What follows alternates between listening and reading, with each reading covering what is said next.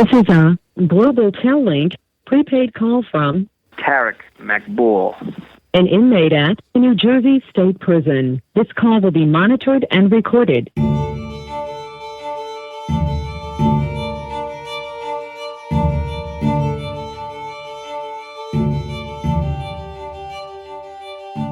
Hello, and welcome back to 1 Minute Remaining. My name is Jack Lawrence, the host and creator of this show. Today's the start of a brand new case. And this one, well, it's a big one. It's a story that has never been told, but one that needs to be.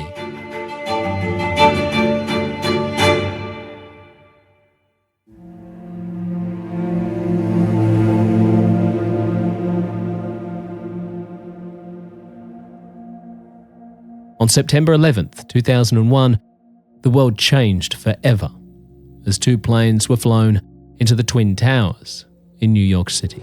Now, some very, very sketchy details reaching us here at Sky Centre. Important enough to bring to you, though, at this early stage. We believe that a plane has crashed into the World Trade Center in New York. That happened within... This just in, you were looking at obviously a very disturbing live shot there. That is the World Trade Center, and we have unconfirmed reports this morning that a plane has crashed into one of the towers of the World Trade Center. The CNN Center right now is just beginning to work on this story.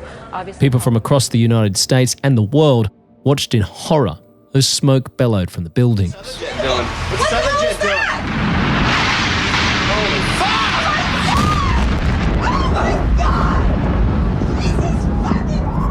Oh my God. Oh my God. Looks like 6, 7 floors were taken out.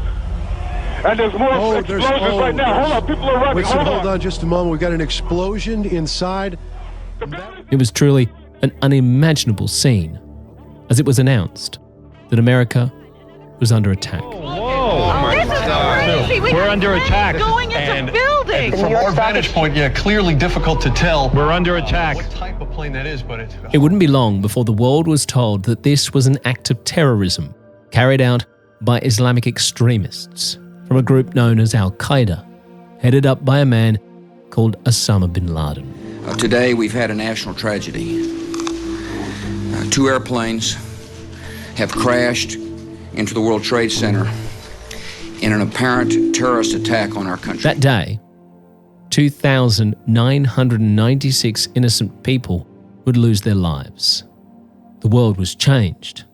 The people of New York, America, and the globe were washed with hatred for these 19 terrorists. This is as close as we can get to the base of the World Trade Center. You can see the firemen assembled here, the police officers, FBI agents, and you can see the 2 towers. A huge explosion now raining debris on all of us. We better get out of 15 from Saudi Arabia, 2 were from the United Arab Emirates, 1 from Lebanon, and 1 from Egypt.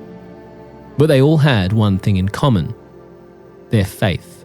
These men were Muslims. They were living among us, eating in our restaurants, renting our properties.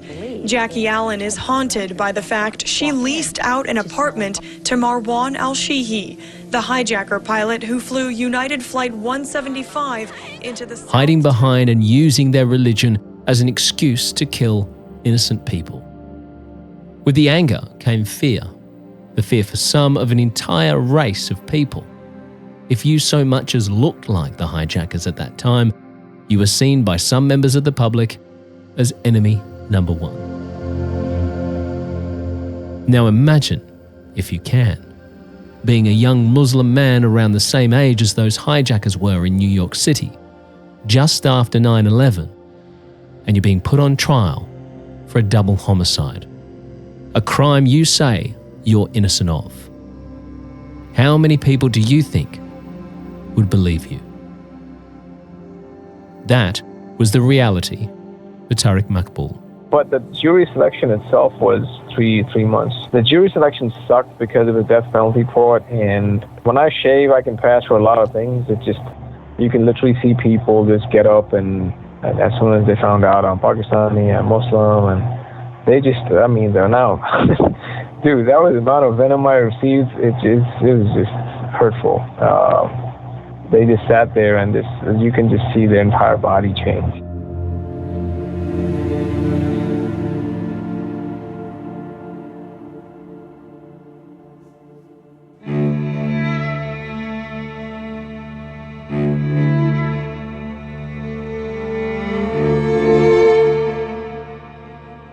I was first told about Tariq's story while I was visiting home in the UK. I woke up to a message from OMR's intrepid inmate hunter. Sounds aggressive, but she truly has a gift for finding some very interesting cases. Hey Jack, it's Alyssa. I've found a really interesting case. I think you'd be great for the podcast. I'll send you an email with some more information. I've just got to do a bit more reading. An hour later, another message. Hi Jack, it's Alyssa again. Tariq Maqbool, no DNA evidence, no forensic evidence, forged statements, extreme length of time in solitary. Definitely read my email as soon as possible. She can be very persistent. So I jumped on and sent Tariq a message, and he was quick to respond to me. Initially, wary, as many in his position are. He wrote, "How are you, old boy? Hope all is well down under. It's nice to make your acquaintance. I'm happy to start a conversation, but I'm sure that you can understand my apprehension. Most people in the podcast and true crime genre, in my limited experience, are exploitative. I'm glad that you're interested in telling my story, and I'm open to taking the next step in hearing what exactly you have in mind. So please write me back and provide me with some colour, so to speak, and share your vision regarding this endeavour." He would end by saying, "By the way, since you're from Australia, who is your all-time favourite cricket player?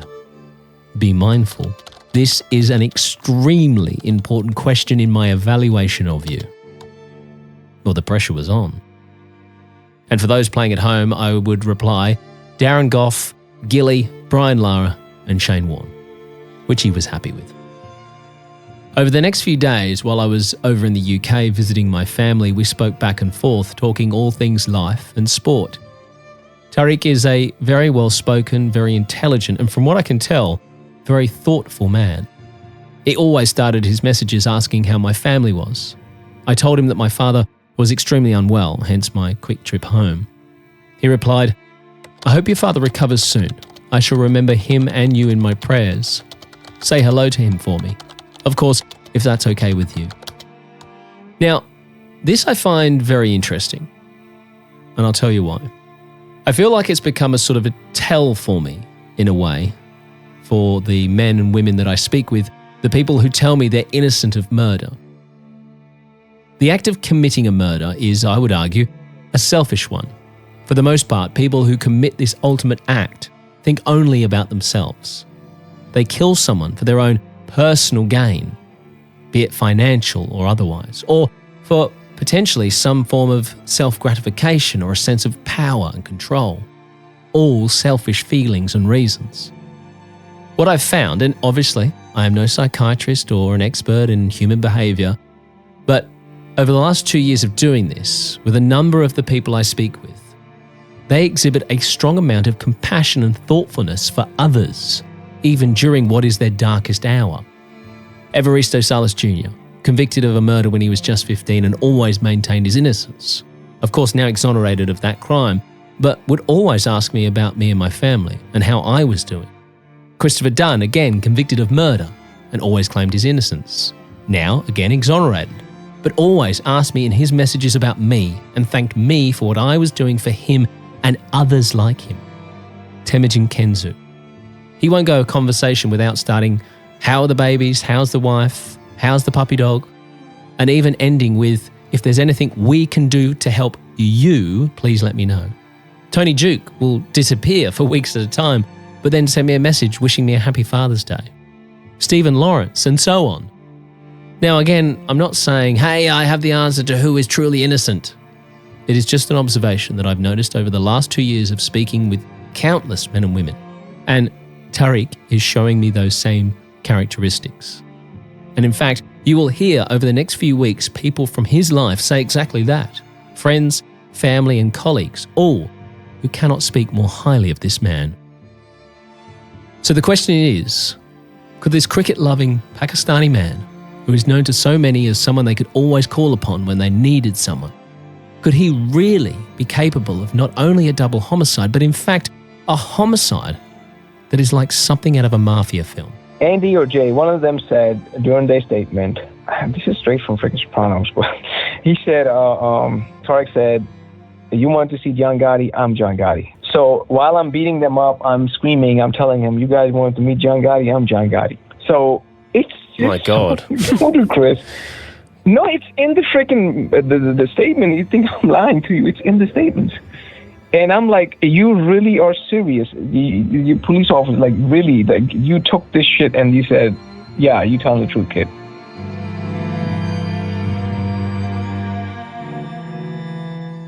Well, that question, as always, is up to you to answer once you've heard all the evidence in this case. But for now, as always, let's start at the very beginning.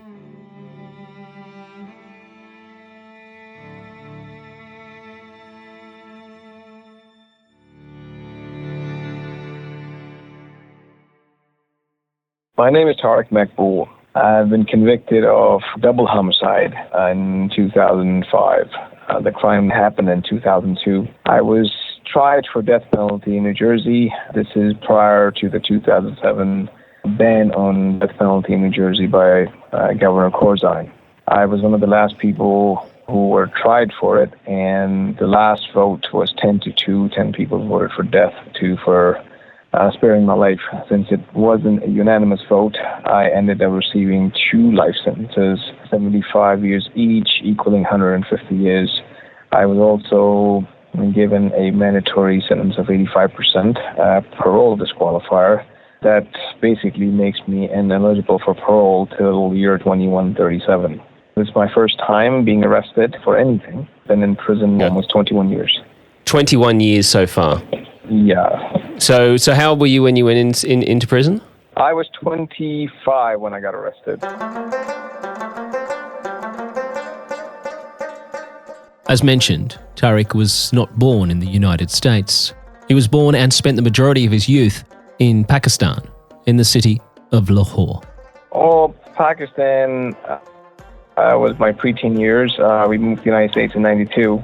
But I've been coming to the United States for a very long time. My extended family has been in the United States for over 40 years, I think 50 years. So I used to come here almost every other summer. And Pakistan life was gorgeous. It was great.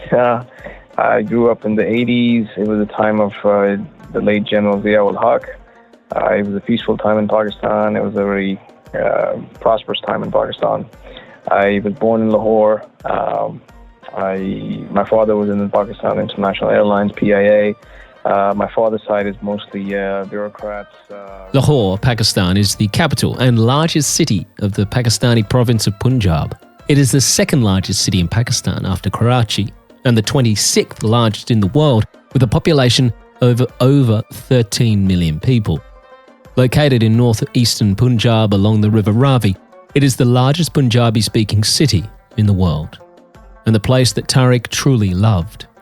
His father worked in the Pakistani International Airlines, PIA. His family from his father's side have a strong military background, with an uncle who is the former Auditor General of Pakistan and was retired as a Brigadier General. Tariq himself had aspirations of joining the military when he finished his schooling. Tariq's mother's family were mainly based in the United States, which is why he spent a lot of holidays stateside. My name is Shamaila Khan. I am Tariq's cousin. His mother is my mom's younger sister. Tariq is 3 years younger than me. We grew up together in Pakistan, in Lahore, and we were born in the same house. Shamaila and her family moved to the United States when she was still very young, but she would always travel home to spend time with her family back in Pakistan and would stay at Tariq's home. You know, what do you remember of Tariq? Obviously, you don't remember him as super young, but, you know, from his teen years and that sort of stuff, what do you remember of Tariq and what sort of person he was like? He has been a friend foremost, a loyal, loving friend, one to go to share any of my problems. You know, you can imagine that as the years would pass, I saw different phases of my little brother. He's like my brother, changing. You know, I saw him really blossom. He was very athletic. He was very much into cricket and sports. He just loved playing sports. I would just see this young man really enjoying the stage of life that he's in. There was no complaint. Very content. He was a very personable. And what always intrigued me, honestly, is that he got along with everybody. I have a large family presence in Pakistan in the Jhelum and Lahore areas, and Islamabad and Rawalpindi. I went, early schooling is in Azad Kashmir. Azad means free, because that's the Pakistani side of Kashmir. My father was posted there for a few years. It was in Mirpur in Kashmir. After that, from first grade on till the 10th, the matriculation system in Pakistan, I was in Garrison Boys High School in Lahore. I graduated there in '92, and then we moved to the United States for good. He loved living in Pakistan. He really did. He loved being in that setting with those people, with that culture, with the faith, with all the challenges.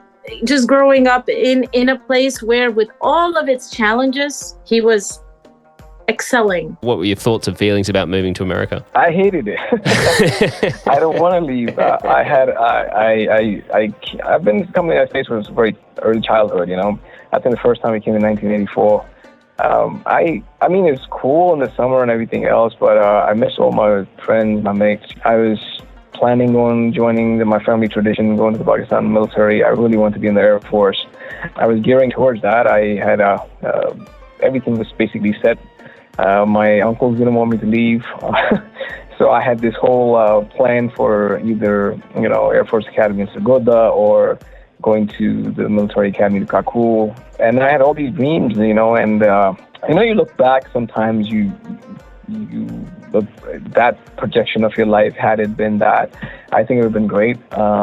So yeah, I didn't want to come. I had a whole bunch of fun in Pakistan. I traveled a lot because of my father's employment in the airlines, but I really didn't want to leave Pakistan. Pakistan was home. It was everything. I loved it.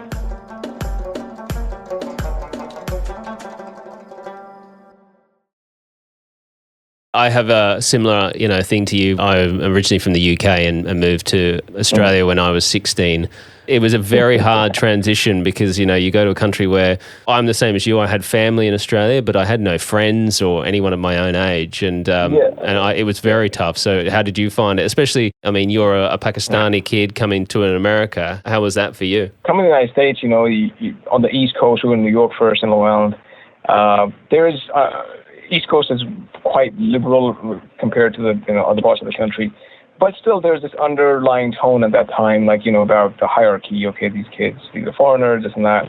I was having none of that. It was easy for me because I used to change accents. So on the plane, I used to land in Frankfurt at that time, and I would literally change my accent. I want to go into the New York accent because that's when in Rome, do as the Romans do. So I fit right in. I had no problem, but I didn't take crap. I got into a lot of fights. Just I had a rule: just you mark your boundaries, and everything else is good after that.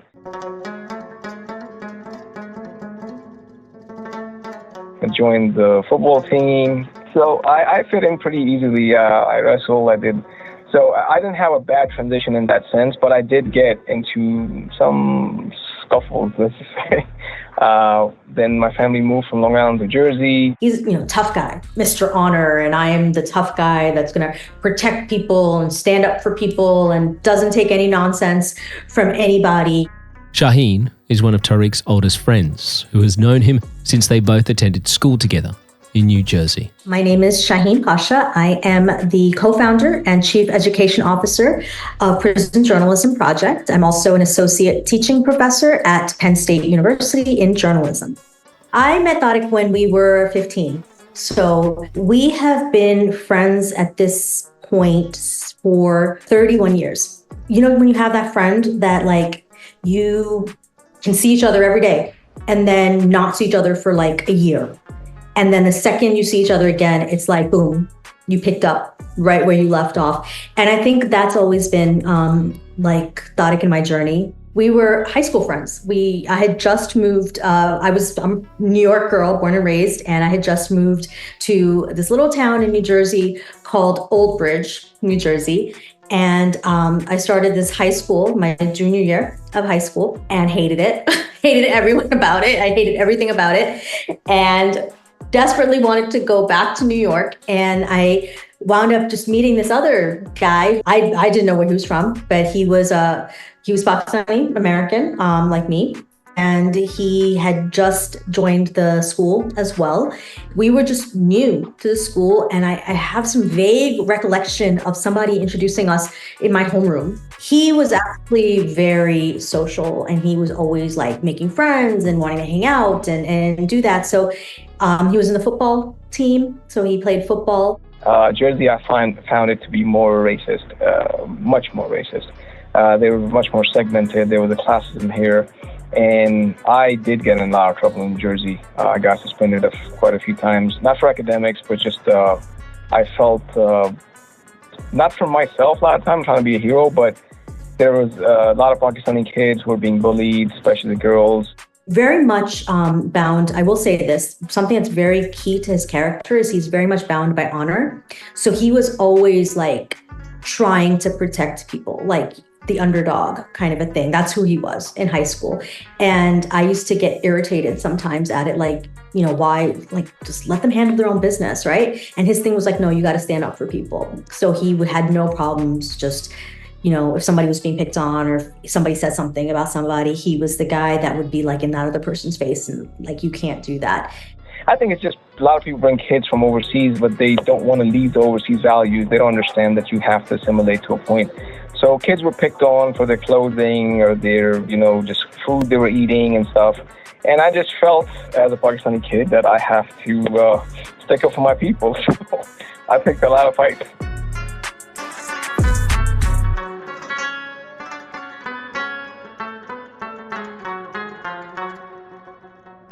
Reading one of your articles, you know, you talk about your move to America and how you just got stuck into the American way of life, you know, the food, the football, the tailgate parties, the cheerleaders. You started off with like, I don't want to leave Pakistan. Why are we doing this? This is awful. Did you eventually, you know, begin to like living in America? I made friends. You know, I'm social by nature. So I did make friends. I was at a very weird you know, personal issue, you know, inner fight, let's just say, because, you know, I was religious to a point and everything in America was kind of against it. So I was having a hard time trying to understand what side, like, you know, this is very hard to be a Muslim and then to do all the things that I ended up doing. So I actually made a decision for myself and I said, okay, if I'm going to be here, I'm going to live like an American. I'm not going to live like some immigrant kid living in some island, and you know, I'm just not going to do that. My parents chose to do that. A lot of people do that. They live in the little hovels, little inner communities, little China, little Pakistan, little Korea, whatever. I am not one of those kids.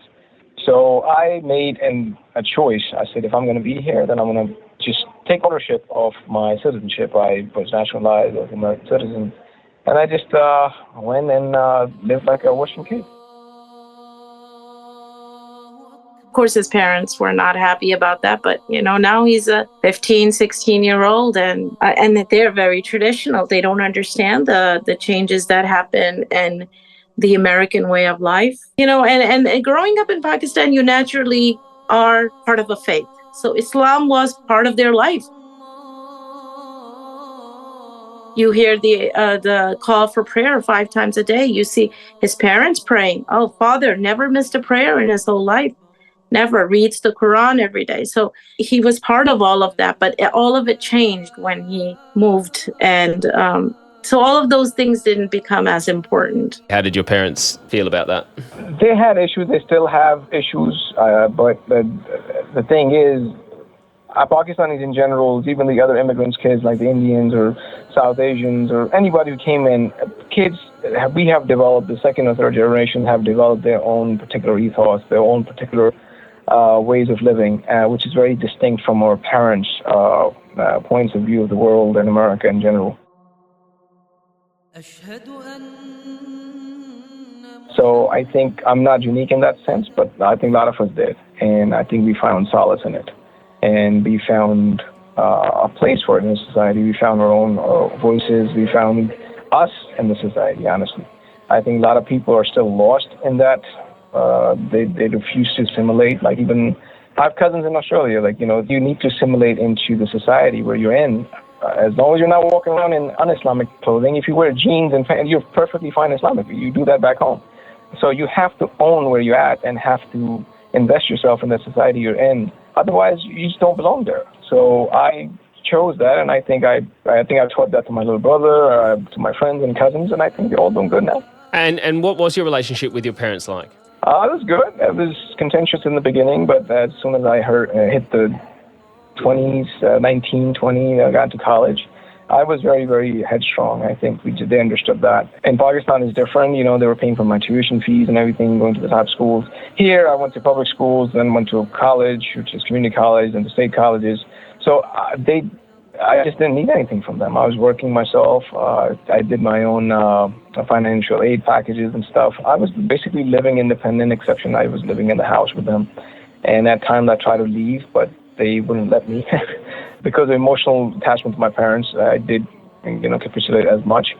But in general, as soon as I started to work seriously, and then they understood that, okay, this is what Tariq's going to do. So they kind of backed off. And till this day, I have a very good relationship with my parents. You have 1 minute remaining. Time flies when you're having fun, man. Doesn't it what? We'll talk, Jack. All right, buddy. All this. All right, I'll talk to you soon. All right, boss. All Take right. care, man. See you, buddy. Sunday. All right, we'll do. Bye. And that's all we have time for. However, the story of Tariq Maqbool has not even begun. How does a young Pakistani kid go from moving to America with hopes and dreams and opening his own business to being on trial for a double homicide, facing the death penalty? When they say it went wrong, I mean, it didn't just go wrong. It went to an insane level. All I can tell you is, from my own experience now being in prison and talking to people, I think something went wrong and they just did not know how to handle it, and they just tried to cover it up. Next time on 1 Minute Remaining. 1 Minute Remaining is a Mashed Pumpkin production, created, hosted and produced by Jack Lawrence, with thanks to special guest producer Alyssa Cook. Audio and sound design by Jack Lawrence and Dom Evans of Earsay.